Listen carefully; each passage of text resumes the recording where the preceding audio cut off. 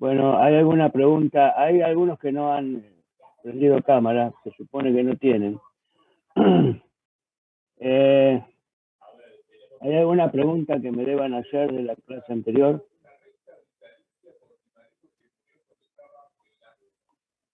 No, profe. Bueno, vamos a empezar con esta clase, tal como le dije el otro día. La clase de hoy se interrumpe, la clase del lunes pasado, y la vamos a continuar el lunes que viene. Si queda tiempo, veremos algún grafiquito de esas clases. Hoy tenemos hasta las 9:30, ¿no, Mabel? Sí. Bueno. La clase de hoy es teoría cuantitativa comparada con la teoría cualitativa de la moneda, donde ustedes tienen alguna bibliografía obligatoriamente para leer. Mabel, una última pregunta. Sí. ¿Recibiste un mail anoche donde... Sí, ya actualicé todo. Bueno, perfecto. Saben que en la época... Voy a hacer una introducción curiosa, antes de entrar en tema. Sí, no sé si a vos te habrá pasado, Mabel, esto que yo voy a contar ahora. En la época que yo era estudiante, allá por la década del 70,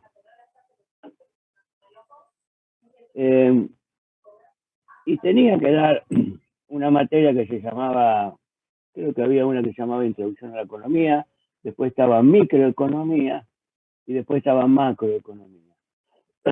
Ahora es igual. Es igual, bueno, está bien, pero a ver si es igual lo que te voy a contar ahora. En todas esas materias de economía había un enfoque muy matemático, muy desde el punto de vista del algoritmo, de los números, de las fórmulas. Fíjense que cuando el profesor de economía nos quería hablar en el caso de micro, nos quería hablar de demanda, lo pasaba a una función matemática donde por ahí nos decía la demanda es igual a la raíz cuadrada de x más b elevado a la cuarta dividido z al cuadrado. Y resulta que eso de asociar economías con ciencias duras, es decir, asociar una ciencia social como es la economía con una ciencia dura, nunca da buenos resultados. ¿Cuál es el resultado que yo obtuve en donde el profesor no me explicaba qué era la demanda y me la suprimía la explicación por una fórmula matemática, por una ecuación matemática? Que yo salí de la universidad sin saber absolutamente nada de economía. Eso es lo que lograron. Y tal vez ese era el leitmotiv que la bajada de línea que le habían dado a los profesores en ese momento para no enseñarle economía a los alumnos, porque por ahí cuando la economía es una de las ciencias sociales peligrosas para el establishment de turno, que tal vez quiere ocultar ciertas cosas inconvenientes a sus intereses personales. La economía tiene mucho de componentes subjetivos, tantos componentes subjetivos como objetivos. A veces me da la sensación que tiene más subjetivos que objetivos. Por eso es que, como le dije alguna vez, dudo de que sea una ciencia. ¿A vos, Mabel, te lo enseñaron así muy desde el punto de vista matemático también? Sí, lo que pasa que yo lo que tuve de bueno es que una parte lo hice en la UBA, pero la otra la hice acá, y entonces después eligiendo profesores más o menos tuve la experiencia de macro distinta. Pero en realidad sí, muchos quieren relacionar la matemática y la matemática lo único que te puede demostrar es una función que no se cumple en la realidad, porque vos te basás en esa función, pero hay una voluntad que es la humana, que es la que cambia totalmente la situación.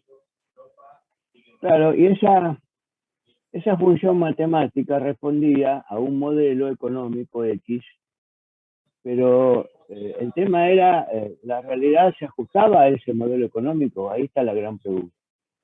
Y nosotros tenemos bueno, vos viste que Alfonsín había aplicado la lucha contra la inflación que aplicó Israel y que le había dado resultado. Y bueno, al principio cuando impuso el plan, le empezó a dar resultado, pero después no. O sea, nosotros tenemos una situación social muy especial que no se adapta a la aceptación de normativas, ponele, y que tiene una manera de rechazar todo tipo de plan con la crítica, que a veces no lo dejan ni funcionar y ya lo están criticando. Entonces eso lo hace fracasar antes que comience a dar frutos. Nosotros somos así. Por eso es tanto la insistencia de los primeros 100 días de gobierno, ¿no? Que el que no pone un plan en los 100 días de primeros 100 días de gobierno ya va con el fracaso en la espalda, colgando de la espalda. Eso pasa cuando importamos modelos. Claro, exactamente. Yo siempre se los decía a los chicos cuando iba a clase. Normalmente los economistas tienen la manera de impostar o de poner modelos en lugares en donde tuvieron éxito en otros lados sin analizar la sociedad en la que se enfrentan, ¿no? Es así.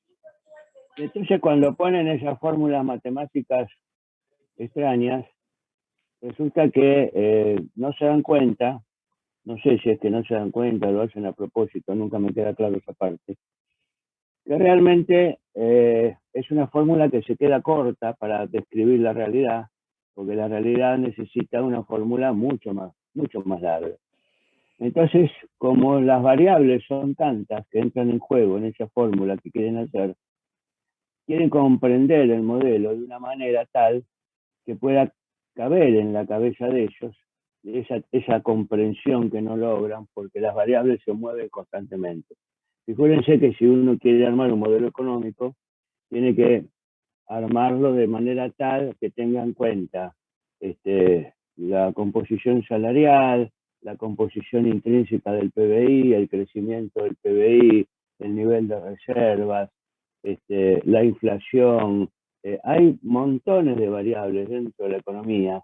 Entonces, como no podemos armar una ecuación que comprenda todas las variables, porque cuando comprendemos una, se nos está moviendo la otra, empezamos a transformar variables en constantes.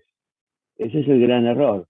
Entonces aparecen ahí las dos clásicas palabritas de los economistas, el sí y el considerando, o el suponiendo. Si los sueldos no aumentaran más de un 20% y suponiendo que la reserva del Banco Central, esas dos palabritas acotan el modelo y entonces entramos a llenar la ecuación de suposiciones y de constantes. Pero cuanto más constante le metemos, más se aleja de la realidad. Entonces, esa ecuación o ese modelo va a servir únicamente si la realidad se ajusta milagrosamente o casualmente a ese modelo, pero si no se ajusta, el modelo no sirve. Y el error de los economistas es pensar que ese modelo que han descubierto es la panacea que resuelve todas las cosas y entonces lo aplican a todos los escenarios. Pero no se dan cuenta tampoco que en economía los escenarios están cambiando constantemente. Por lo tanto, habría que cambiar de modelo. A ver, yo les hago esta pregunta. ¿Quién se animaría a predecir cuál va a ser la situación económica de la Argentina la semana que viene? Fíjense, la semana pasada teníamos un veranito con la cotización del dólar. Estaba a 196, 197, 198. Hoy 7 días más tarde, se disparó a 2.15. Es decir, ¿quién puede predecir algo en la Argentina?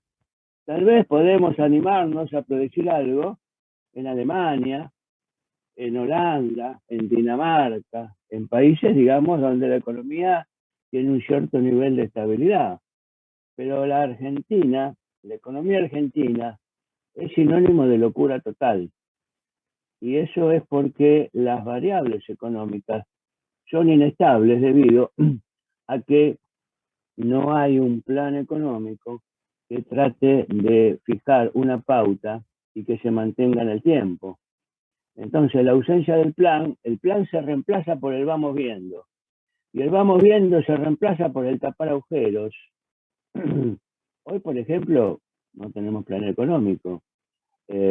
Tampoco lo tuvimos con el gobierno anterior, que era totalmente liberal. Eh, y el último plan económico que yo conocí fue el de José Alfredo Martínez de Oz, que era un plan que tuvo éxito en el sentido que logró los objetivos que buscaba. No me refiero a que tuvo éxito porque a mí me haya gustado. El objetivo era la destrucción del aparato industrial argentino y su reemplazo por un sistema financiero, un sistema bancario. Entonces, por supuesto que ese objetivo no creo que les guste a ustedes tampoco. Pero él puso ese objetivo y le salió bien. A partir de ahí no hubo más ningún plan económico y no se puede hablar del plan de Alfonsín ni el de Cavallo, el de Alfonsín con el ministro Surril, que falleció hace poco, ni el de Cavallo era, digamos, un plan de convertibilidad que también falló. Pero al menos tenía algo escrito, no solamente ese, sino también el plan Primavera y el plan... Eso es el de Alfonsín, sí. Claro, esos dos tenían por lo menos objetivos a cumplir y lineamientos. Esto no es nada, esto no existe. Claro, Lo de hoy no existe, por ejemplo. No existe nada. Incluso lo que me llama la atención, que el doctor Fernández y el doctor Guzmán, el primer día que asumen, hablan de que tienen un plan económico y estamos a 2 años y medio de tal evento y todavía no lo conocimos. Incluso después, el año pasado, el doctor Fernández confesó que no le gustaban los planes económicos, entonces no entiendo por qué nos dijo en su primera etapa que tenía un plan económico. Porque lo que pasa es que economía no la podés dirigir sin plan económico. Es imposible. Pero el plan económico, el plan se precisa para todo. A ver, si te vas a casar, no vas a... Tenés que tener un plan. Claro. Tienes que planificar el casamiento, a quién vas a invitar, a dónde va a ser el salón, cuánto me cuesta el salón, voy a tener plata para pagarlo, en qué iglesia me voy a casar si me quiero casar por iglesia, qué sé yo.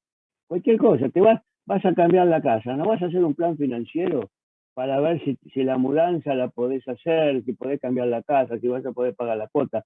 Todo se precisa de un plan económico. Mismo ustedes cuando estudian. Yo me acuerdo cuando yo estudiaba, yo me hacía un plan de estudios. Es decir, a ver, primero de tal hora a tal hora voy a estudiar esta materia. De tal hora a tal hora, y ahí me quedaba tranquilo que el día me iba a rendir.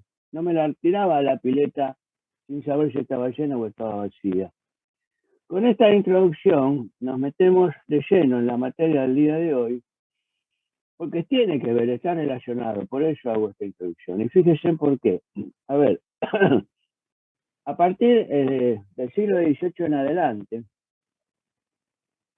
los problemas que podía haber en la economía, por lo general no había inflación, por lo general lo que había era deflación.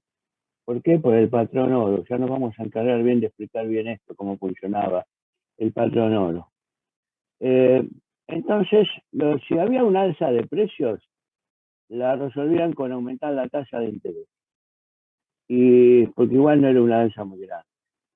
Y si había una baja de precios, si había deflación, lo resolvían bajando la tasa de interés. Entonces, con esa herramienta más o menos iban adecuando los problemas que aparecían. Hasta que apareció la crisis del 30, de 1930, donde aparecieron un montón de despidos, aparecieron empresas que cerraron, las economías se destruían, sobre todo la economía de Inglaterra y de Estados Unidos, que son los que originaron la crisis, y después se la exportaron al mundo. Ahora bien, todos los problemas económicos se estudiaban en esa época bajo una teoría determinada que había nacido allá por el siglo XV aproximadamente con el monje André, el nombre no me lo acuerdo, el apellido sí, Azpilicueta se llamaba, un monje español. La teoría cuantitativa cuantitativa de la moneda. La teoría cuantitativa de la moneda, la misma palabra me está diciendo que me estoy refiriendo a la cantidad. Teoría cuantitativa me estoy refiriendo a la cantidad. Y partía de una fórmula que voy a ver si se las puedo compartir en la pantalla.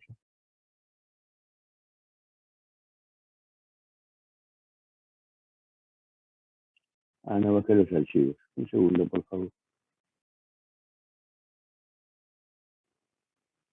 Claro, los tenía en la otra computadora. Bueno, vamos a buscarlo acá, también los tengo acá.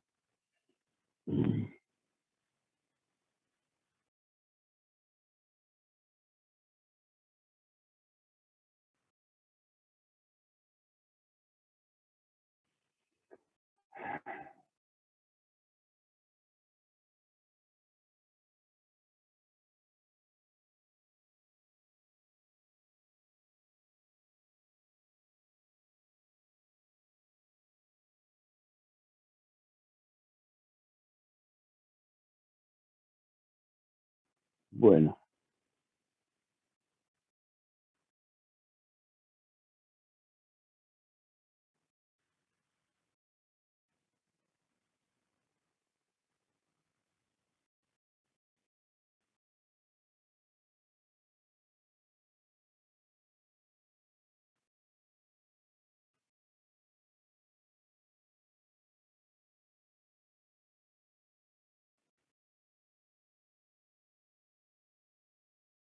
¿Ven ese archivo que estoy poniendo?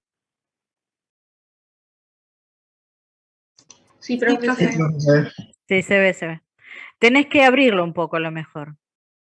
Sí, ya sé, pero quería saber si se veía. Sí. Viste, Mabel, estoy aprendiendo.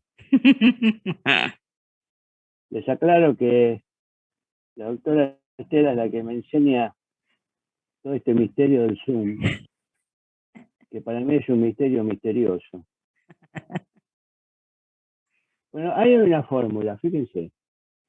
P igual a M dividido Q. Este es el archivo que tienen que estudiar, ¿eh? Fíjense cómo se llama. Justamente se llama como la clase. Vamos más arriba.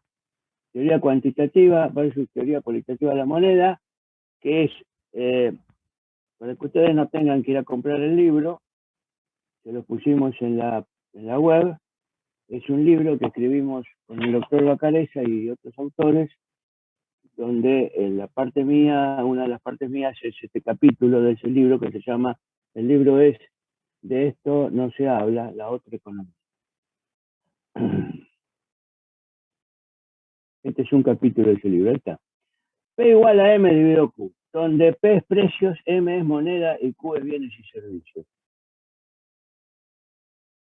Al ser bienes y servicios Q, podríamos decir también que es PBI, porque el PBI está formado por bienes y servicios, ¿no? Ahora fíjense el detalle, es una fórmula muy simple, ¿no? Hay una ley en ciencias en general, no en ciencias económicas solamente, que cuando las ponencias son simples, se simplifican demasiado, suelen ser ineficaces, ¿no? Hay que tener en cuenta eso. Este es un cociente donde M es directamente proporcional a P, o mejor dicho, P depende de M, ¿no? En forma directamente proporcional. Es decir, los precios dependen, según esta fórmula, en forma directamente proporcional a la moneda, a la cantidad de moneda emitida. Y en forma inversamente proporcional a el PBI, o Q, que son los bienes y servicios. ¿Qué significa esto? ¿Cómo se interpreta esta fórmula?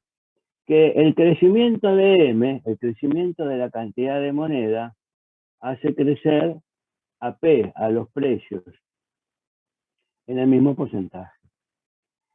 Pero si el crecimiento se produce en nivel Q, en el denominador, los precios caen también en la misma proporción, en el mismo porcentaje. Si crece M en un 20% y crece Q en un 20%, el crecimiento es inocuo, se anula y los precios quedan como están. Esta fórmula, que reinó durante siglos, diría yo, es una fórmula que, como ustedes ya pueden apreciar, apunta a la cantidad de moneda. Es decir, que no toma en cuenta ningún otro factor, y cuando se habla de inflación con respecto a esta fórmula, a esta teoría cuantitativa, se está hablando en función de que el Banco Central emite o no emite cantidad de moneda. Si emite mucha moneda, vamos a tener inflación. Si emite poca moneda, no la vamos a tener.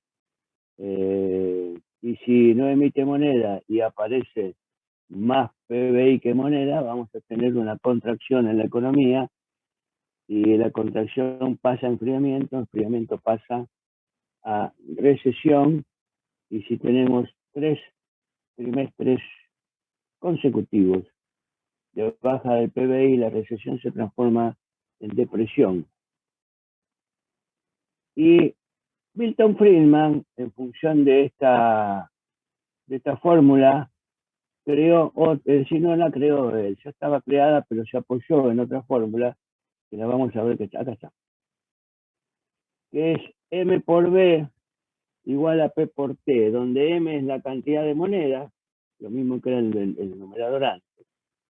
B corta, B es la velocidad de circulación de la moneda, P son los precios, igual que antes, y T las transacciones o cantidad de transacción.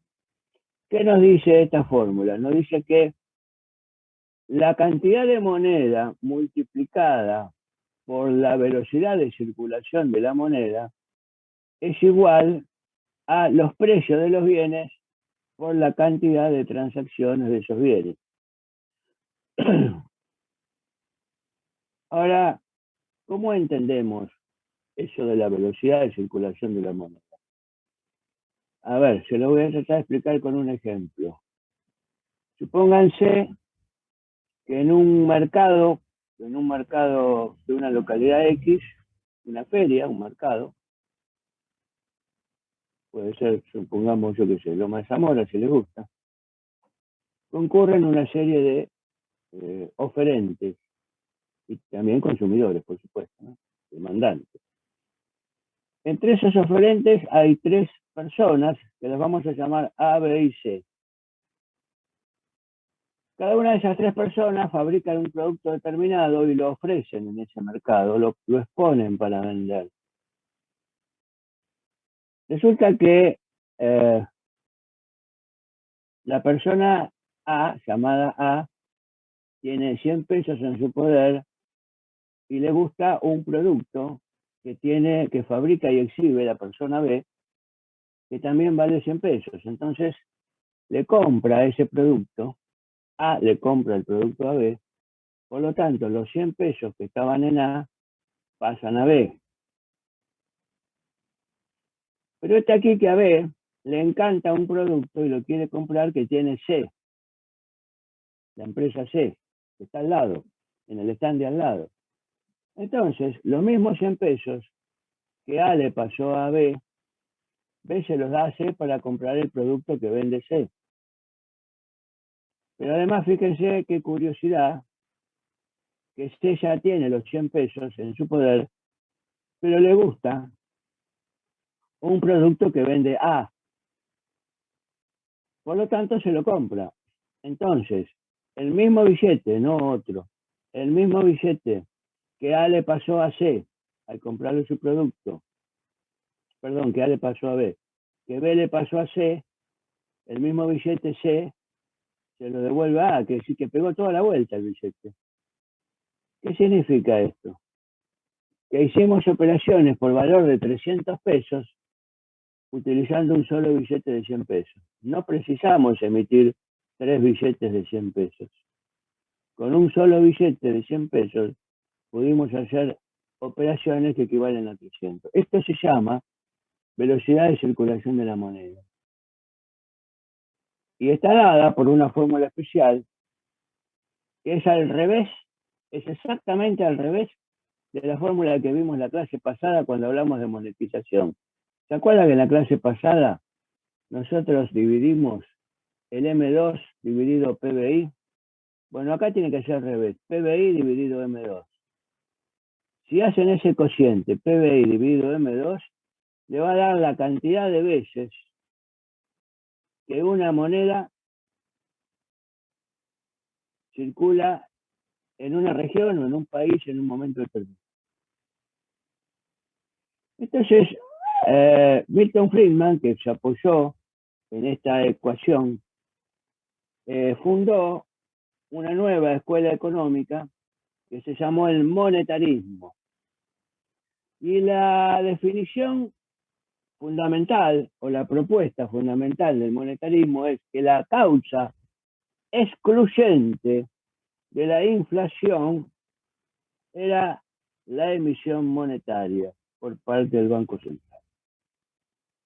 ¿Qué significa causa excluyente? Dicho en términos más sencillos, para Milton Friedman y su escuela monetarista, la única causa de la inflación, del crecimiento de los precios, era la emisión monetaria. Cuando de aquí en adelante yo hable de emisión monetaria o expansión monetaria, voy a estar hablando de lo mismo. Y si hablo de contracción monetaria o astringencia monetaria, voy a estar hablando de lo mismo, pero al revés. Es decir, la expansión monetaria es lanzar moneda a la economía y contracción o astringencia monetaria es quitarle moneda a la economía. Todo eso se hace a partir de los funcionamientos del Banco Central. Y ese Milton Friedman nos decía, supongamos, ve acá ya aparece la palabra supongamos, como le dije antes. Él creía que B corta y T de transacciones, en el corto plazo eran constantes. Las ponía igual a 1. Por lo tanto, si las ponía igual a 1, en la fórmula que me queda se me reduce más todavía. M igual a P. Es decir, si B corta es 1 y T es 1, M entonces es igual a P. ¿Qué significa esto? Y ahí es donde él desembocaba en su clásica teoría. Significa que M es igual a P, es que la cantidad de moneda que circula tiene que ver con los precios, está directamente relacionada con los precios. Por lo tanto, si la cantidad de moneda se incrementa en un 10%, por dar un porcentaje cualquiera, los precios se incrementarán también un 10%. Por supuesto que decía Friedman que no iba a ser instantáneo. Cuando el Estado imprime más moneda, de ahí a que pase al ingreso de la gente hay un tiempo, que puede pasar unos meses, y de ahí a que pasen a los precios puede haber otro tiempo. Ahí creo que se equivocó, porque no estudió el caso argentino, porque en la Argentina es instantáneo. Es decir, en la Argentina, si hay un exceso de moneda, inmediatamente va a pasar a los precios porque va a pasar la demanda. Ustedes, cuando hablamos de este tema, tengan en cuenta una cosa. Cuando hablamos, este es un tema que les encanta al liberalismo económico, ¿no? Porque dicen que ustedes habrán escuchado a los economistas que aparecen en los medios que siempre dicen lo mismo, ¿no es cierto? Es decir, la causa de la inflación es la emisión monetaria que hace el Banco Central. Más o menos es un discurso como que se lo aprendieron de memoria y desconocen otras causas de la inflación. Pero en realidad hay otras causas de la inflación. Yo le voy a nombrar algunas de ellas para que se den cuenta. Es decir, cuando hablamos de la inflación como desde el punto de vista de la emisión monetaria, es una causa monetaria, pero las otras causas son estructurales. Y las causas estructurales son las más peligrosas porque son más difíciles de controlar. Porque si emito dinero y la causa es monetaria, cierro el grifo de la emisión, el Banco Central lo emite y se acabó el problema, pero con las otras causas es más complicado. Una de las causas estructurales proviene de las pujas distributivas. Fíjense que en el año 10, creo que era aproximadamente, 2010, cuando estaba el doctor Kirchner y la doctora Fernández de Kirchner, que se peleaban con el campo por la resolución 125, en donde el gobierno quería imponerle mayores retenciones a los agropecuarios, y estos por supuesto se negaban a compartir un pedazo de la torta con el gobierno. Empezaron a aparecer una serie de faltantes en los stocks de las góndolas de los supermercados. Es decir, los empresarios agropecuarios le querían hacer un boicot a esa forma de gobernar, y entonces no mandaban productos del campo para que consumiera la gente. Ese faltante originó un alza de los precios. Es una ley de la economía, ya se lo dije el otro día, que cuando un bien se hace escaso, los precios suben. Así que ahí ya tenemos una causa en donde hay una puja distributiva, en donde hay un sector que tira para su lado, el otro tira para su lado, y los precios suben. Después, el otro problema que puede haber, le voy a nombrar solo algunos pocos, porque hay muchos problemas estructurales. Además, creo que el doctor Bacareza se va a encargar de hablar a fondo de este tema. El otro problema es cuando hay inestabilidades políticas. Miren, cuando el doctor de la Rúa se subió arriba del helicóptero y abandonó el poder, apareció un incremento de precios en esa época. ¿Por qué? Por inestabilidades políticas. No había emisión monetaria, había inestabilidades políticas.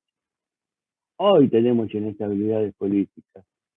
Por ejemplo, sabemos que hay un sector del gobierno que se están peleando entre sí. Las inestabilidades políticas generan incrementos de precios.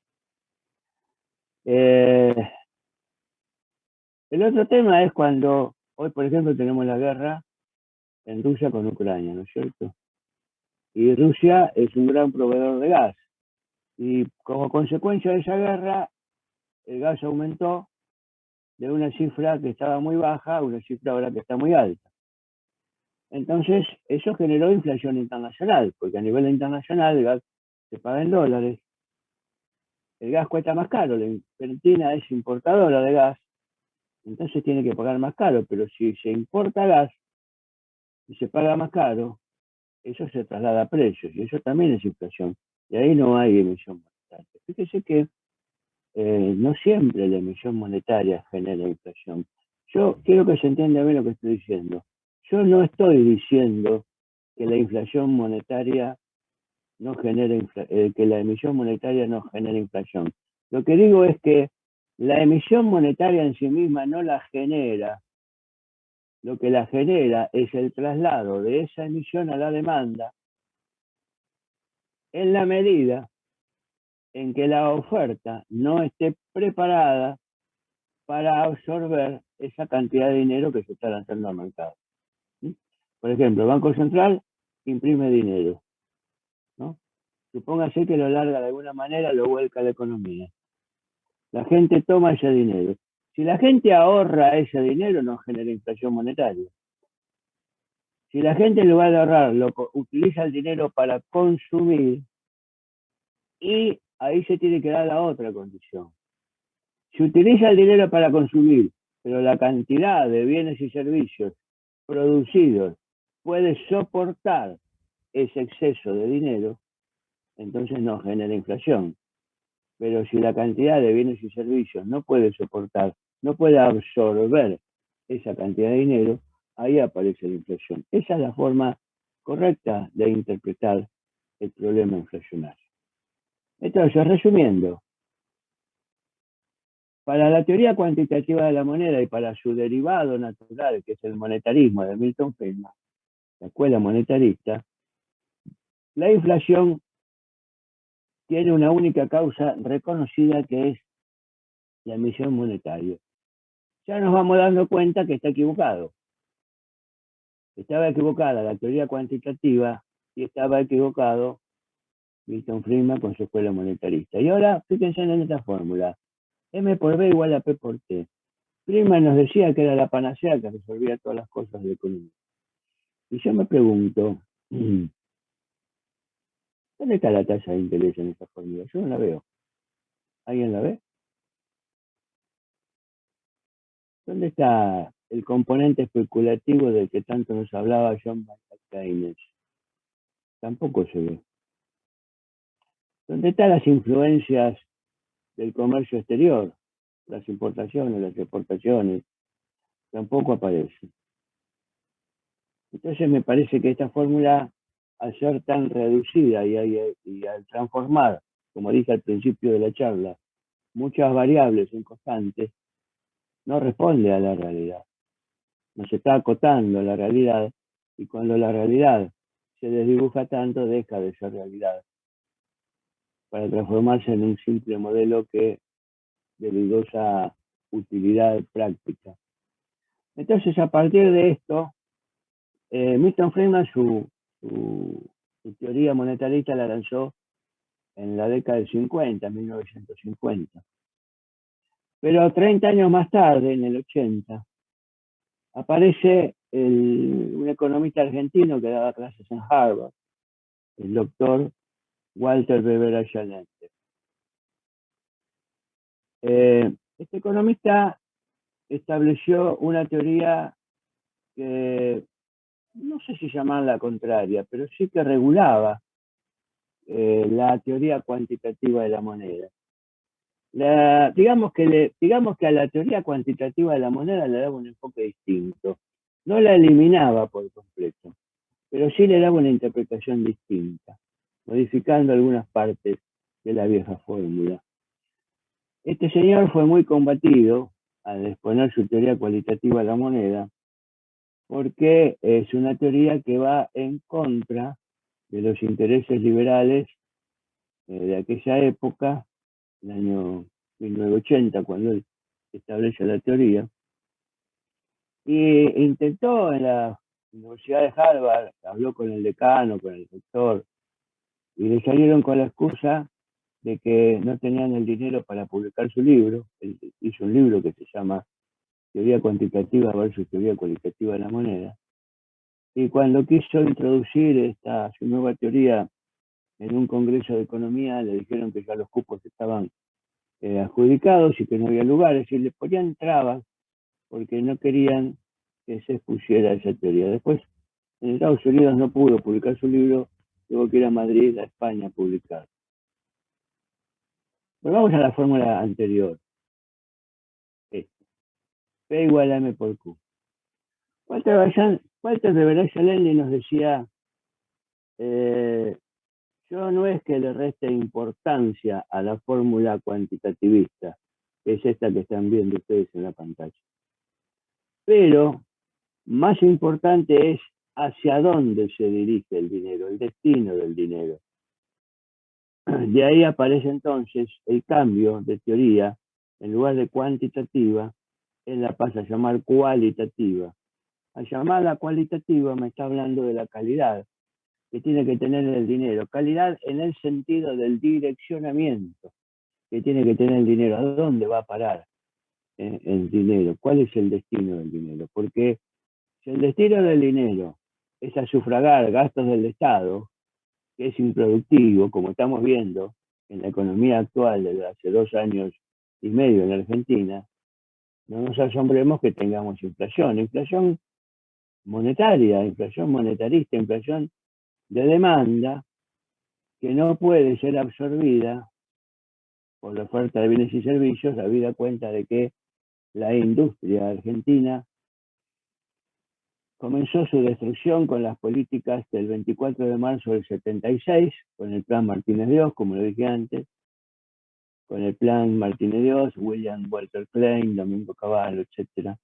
Y después completó su destrucción en la década del 90, con el plan Menem-Cavallo, donde llegamos al paroxismo de pensar que dado que ya la Argentina no debería tener industria, sino que debería ser exclusivamente un productor de materias primas sin poder industrial, cerraron en la década del 90 cerraron las escuelas técnicas y comenzaron a desprestigiar en todas sus formas la carrera de ingeniería. Si esto no obedece a un plan político, dígame cómo se llama entonces, ¿no? Entonces la teoría cualitativa de la moneda te dice, mira, el Banco Central puede fabricar la moneda que quiera, pero si la fabrica, si la direcciona para crear industrias o para hacer créditos a las industrias, esas industrias van a producir bienes. Y si producen bienes, ¿qué se va a incrementar en esa fórmula que estamos viendo? El denominador Q. Entonces, si produzco moneda, si hago expansión monetaria en un 20%, pero al mismo tiempo produzco más bienes que los que había en la economía también en un 20%, la expansión monetaria es suma cero con respecto a la producción de bienes, es inocua, no va a generar inflación. Por ahí va a generar inflación en los primeros meses, porque la producción de bienes no reacciona tan rápidamente en su crecimiento como si lo hace la expansión monetaria, pero después busca el equilibrio y los precios se tienen que estabilizar por la competencia que hay entre todas las unidades productivas. Y acá toco la palabra mágica, porque acabo de hablar de competencia.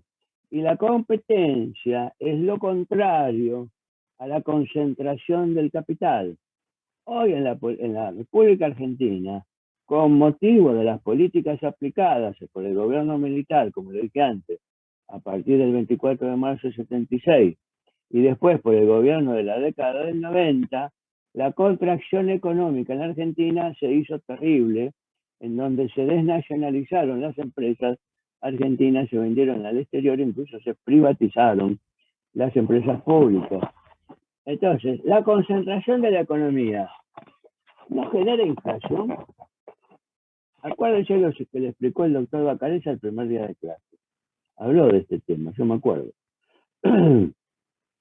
Si yo tengo 2 empresas que producen leche nada más en Argentina, con ponerse de acuerdo los 2 principales directores o accionistas o presidentes de esas 2 empresas sobre el precio de la leche, ya tenemos inflación sin necesidad de que haya o no expansión monetaria. Ahí tenemos otra causa estructural, ¿no es cierto? ¿Cuántas empresas de teléfonos celulares hay en Argentina? Me parece que hay 3. Está Movistar, Claro y Personal. No son muy pocas. Ahí no hay concentración económica. ¿Cuántas empresas exportan productos cerealeros? Deben ser 4 o 5. Entre 3, 4 y 5 concentran prácticamente el 80% de la exportación de cereales. Y así podríamos seguir con el resto de los rubros de la economía argentina, en donde la ausencia de competencia y la presencia de la concentración del capital en pocas manos logra un incremento de los precios. Entonces, resumiendo, el tema de la teoría cualitativa de la moneda, si la expansión monetaria, si el crecimiento monetario logra ser direccionado no hacia un sector improductivo, sino productivo, no deberíamos tener crecimiento de los precios y ahí logramos un equilibrio. También otro factor que enumeraba el doctor Huarte de Veray Allende, donde él hablaba de una causa real del efecto del proceso inflacionario, era la mala distribución poblacional en los diferentes sectores laborales. Porque nosotros tenemos 2 grandes sectores laborales. Si pongamos la Argentina, tenemos el sector del Estado y el sector privado. Si el 90% de la población, y digo 90 para poner un porcentaje exagerado, no digo que ese sea el porcentaje real, estoy hablando en términos didácticos, es un ejemplo que estoy poniendo, ¿no? Supongamos que el 90% de la población laboral trabaja en el Estado y el 10% solamente lo hace en la actividad privada, entonces realmente no vamos a tener producción de bienes y vamos a tener un denominador Q debilitado porque el Estado es mayormente improductivo. El Estado podría ser productivo si al pagar nosotros los impuestos nos ofreciera un buen nivel de educación en donde los chicos no necesitarían ir a escuelas privadas, donde nos ofreciera un buen nivel de seguridad, donde la gente no debería contratar seguridad privada, nos ofreciera un buen nivel de salud, donde la gente no debería contratar prepagas. Si todos esos servicios los prestara el Estado se estaría dentro de lo que se conoce como productivo. Una parte del Estado sería productivo. Pero ¿qué pasa cuando le pagamos un sueldo a un funcionario que solo se ocupa de poner sellos en un papel admitiendo un trámite? Eso es totalmente improductivo. Entonces, Walter Excelente te decía, cuando hay escasez de bienes porque no tenés suficiente mano de obra afectado a las empresas que producen esos bienes, ahí también tenés inflación, porque el denominador Q no crece. Bueno, esto es una especie de explicación muy global. Ustedes ahora cuando lean este trabajo que está acá, lo van a comprender mejor. Yo el consejo que les doy, chicos, es que no dejen leer todo para el día del parcial, porque no van a entender lo que viene, porque las clases estas que yo doy de moneda se van complejizando cada vez más. Y cuando yo dé la clase del lunes voy a estar suponiendo que lo que di el lunes pasado y el día de hoy ya ustedes lo tienen bien masticado, asumido, estudiado, para poder comprender lo que se va a decir el lunes, el jueves de la semana que viene, etc. Ahora vamos a ver si encuentro, permítame suspender un segundo, un ejercicio.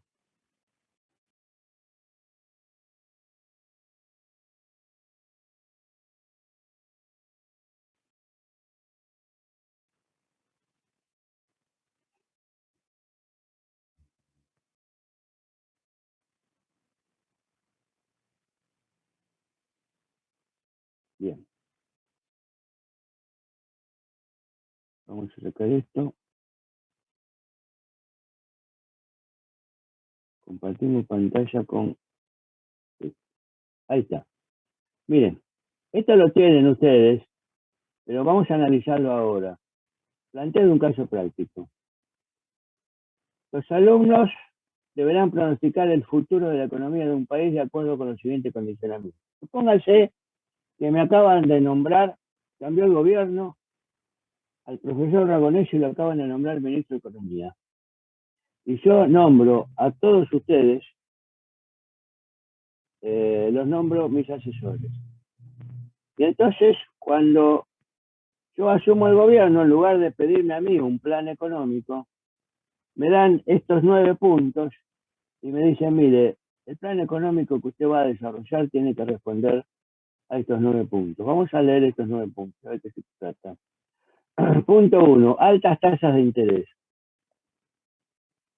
Punto 2, ingreso de capital golondrina. Capital golondrina es aquel capital que está en el exterior, puede ser un habitante de Estados Unidos, de Japón, de Europa, de cualquier lado, en donde ve que en Argentina las tasas son muy altas, en pesos, son muy altas. Hoy están pagando en un plazo fijo, más o menos se están pagando el 42, el 43% aproximadamente. Una tasa que no se consigue en ningún lugar del mundo porque el mundo está en el 1, así. Mientras nosotros pagamos el 42, el mundo está en el 1, a lo sumo en el 2 anual. Nada que ver. Entonces la gente le gustaría cobrar un interés más alto. Entonces, ¿qué hace? Agarran sus dólares, los trae a la Argentina, ingresan por el sector del financiero, del comercio exterior. El sector externo se llena de dólares, porque ingresan dólares, pero eso es pan para hoy, hambre para mañana. Ahora van a ver por qué. Ingresan esos dólares se cambian por pesos, los pesos se ponen en un plazo fijo o en un título que les rinde el 42%, no lo consiguen en ninguna parte del mundo, y antes de que venga una gran devaluación, vuelven a cambiar esos pesos, ya con los intereses obtenidos, en dólares, y han obtenido un interés en dólares que no se los paga a nadie en ninguna parte del mundo, vuelven a sacar los dólares de la Argentina se los llevan a su lugar de origen, y son más los dólares que se llevan que los que trajeron, porque se los llevan con los intereses. Entonces la solución en balanza de pagos es temporaria, no nos sirve, no es definitiva. Eso es capital golondrina. ¿Por qué capital golondrina? Porque el capital es lo más cobarde que hay. El primer atisbo de que cambian las condiciones climáticas se fuga, igual que las golondrinas, cuando viene el frío, se van a otro lado donde está el calor. Punto 3, incremento de tarifas públicas. A las empresas la luz le cuesta más, el gas le cuesta más, etc. 4, incremento de los impuestos a la producción y decremento de los mismos al sector financiero. Las industrias van a pagar más impuestos que los bancos. 5, bajos o nulos aranceles de importación en forma indiscriminada. Es decir, que la importación se facilita. Mire, en la década del 70, con el gobierno militar, había una propaganda en la tele, una publicidad de dos sillas. Una tenía el cartelito que decía Industria Nacional y otra decía Industria Importada. El cartelito que decía Industria Nacional, venía una persona, se acercaba, pasaba por la pantalla, se sentaba en la silla, se rompía. La que decía Industria Importada, se sentaba una persona y se sentaba cómodamente sin romperse. Es decir, que ya desde la tele nos estaban dando un mensaje de decir, no compre argentino, compre extranjero. Punto 6. Restricción del crédito bancario, falta de liquidez en los mercados. Es decir, que no hay crédito, no hay moneda, no se enfría la economía por falta de circulante. 7. Déficit fiscal alimentado o sostenido por endeudamiento externo. Es decir, el Estado sigue gastando indiscriminadamente, pero en lugar de imprimir moneda para solventarlo, con la excusa de que la impresión de moneda genera inflación, nos endeudamos en dólares y después cuesta mucho pagar esos dólares, ¿cierto? Eso alimenta la deuda externa. 8. Ausencia de incentivos a la actividad exportadora y presencia de los mismos a la actividad importadora. Es decir, lo que se buscaba era que se importara y no que se exportara. Pero si buscamos más importaciones que exportaciones, nos vamos a quedar sin dólares en la balanza de pagos. Y si nos quedamos sin dólares, ¿qué hay que hacer cuando nos quedamos sin dólares? Hay que pedirlo. Nos seguimos endeudando. Punto 9. Legislación favoritista con la proliferación de bancos y actividades financieras. Bueno, a ver, ¿quién se anima a opinar sobre este tema? ¿Cuál es el futuro de la economía de este país que pone este tipo de reglas? Escucho si alguien quiere opinar.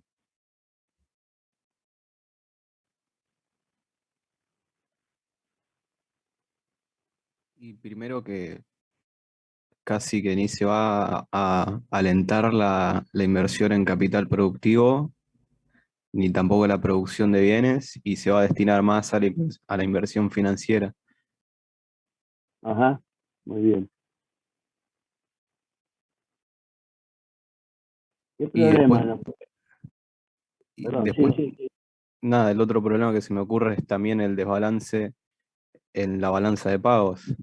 Muchas importaciones contra casi nada de exportaciones y no van a entrar dólares al país y,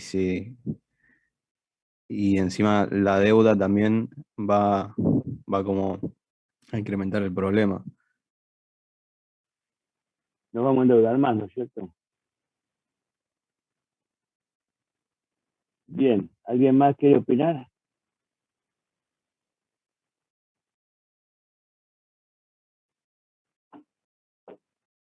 Bueno, ¿quién opinó recién el nombre del alumno?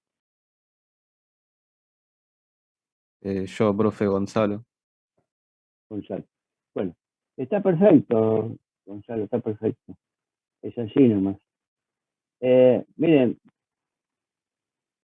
esto es un proyecto político que se aplicó en la República Argentina en algún momento de su historia. Se aplicó a partir, como le dije antes, del 24 de marzo del 76 con el gobierno militar, con Martínez de Oz, Y después se siguió aplicando en la década del 90, bajo la presidencia de Menem y el subministro de Economía Domingo Felipe Cavallo. Este proyecto político lo que logra es la destrucción del aparato industrial argentino. Es decir, las cosas no suceden por casualidad, sino por causalidad. No estamos sin industrias hoy simplemente porque fue un capricho del destino o fue una mala praxis. Hubo una acción deliberada para que la Argentina perdiera sus industrias. Con respecto a la acción deliberada,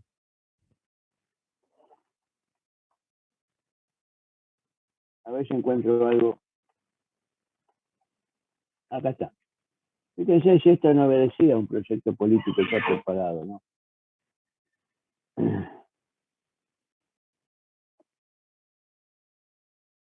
Esto lo dijo Churchill, el primer ministro inglés de la época de la Segunda Guerra Mundial, en la conferencia de Yalta de 1945. No dejemos que la Argentina sea una potencia, pues arrastrará tras de sí a toda América Latina. La estrategia es debilitar y corromper por dentro a la Argentina, destruir sus industrias, sus fuerzas armadas, fomentar divisiones internas apoyando a bandos de derecha e izquierda, atacar su cultura en todos los medios, imponer dirigentes políticos que respondan a nuestro imperio. Esto se logrará gracias a la apatía de su pueblo y a una democracia controlable, donde sus representantes levantarán sus manos en masa en servir su misión. Hay que humillar a la Argentina.